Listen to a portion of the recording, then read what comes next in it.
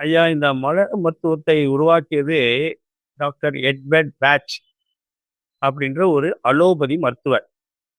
இவருடைய சொந்த நாடு வந்து ஜெர்மன். ஆனா அவர் வந்துட்டு இங்கிலாந்துல ஒரு அலோபதி டாக்டரா பிராக்டிஸ் பண்ணிட்டு இருக்கிறாரு. அவர் வந்துட்டு என்ன பண்றாருன்னா, நிறைய பேருக்கு அலோபதி மருத்துவம் பார்த்துக்கிட்டு இருக்கும்போது, சில பிரச்சனைகள் தீர்ந்தாலும் மறுபடியும் வேற வேற பிரச்சனைகளுக்காக அவரை நோக்கி வராங்க. என்னத்துக்கு நானு மருந்து குடுத்தா ஒரு பிரச்சனை தீர்ற மாரி சொல்றாங்க. மறுபடியும் நெறைய பிரச்சனைகளோட வர்றாங்களே! இது ஏன்?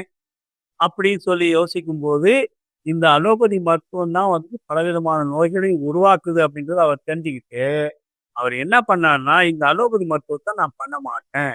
நான் வந்துட்டு இது எந்த பிரச்சனைகளும் பக்கவிளைவு இல்லாத ஒரு மருத்துவம் நான் பண்ணணும் அப்படின்னு முடிவெடுத்தாரு. அதனால அலோபதி மருத்துவத்த மருந்து குடுக்கறது பாவம்னே முடிவெடுத்துட்டு அதுலேருந்து வெளிய வந்துட்டாரு. அதுலேருந்து வெளிய வந்ததுக்கப்புறம், அவரு என்ன பண்ணாருன்னா, அவருக்கு அன்னைக்கு தெரிஞ்ச ஒரு நிலவரத்துல, ஹோமியோபதி மருந்த பத்தி கேள்விப்பட்டு, ஹோமியோபதி மருந்து படிச்சாரு.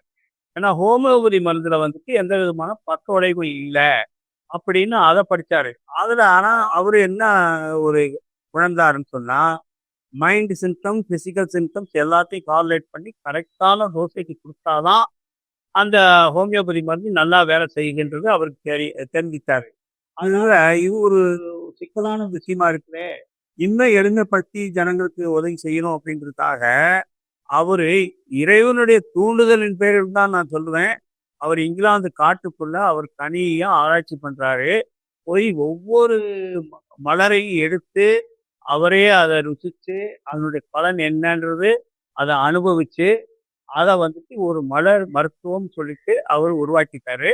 அந்த மருத்துவத்துக்கு பேரு பேட்ச் ஃப்ளவர் ரெமெடி. அதாவது பேட்ச் மலர் மருத்துவம் அப்படின்னு பேரு. அவரு கண்டுபிடிச்சவரு டாக்டர் எட்வர்ட் பேட்ச் அப்படின்ற ஒரு அலோபதி மருத்துவர்.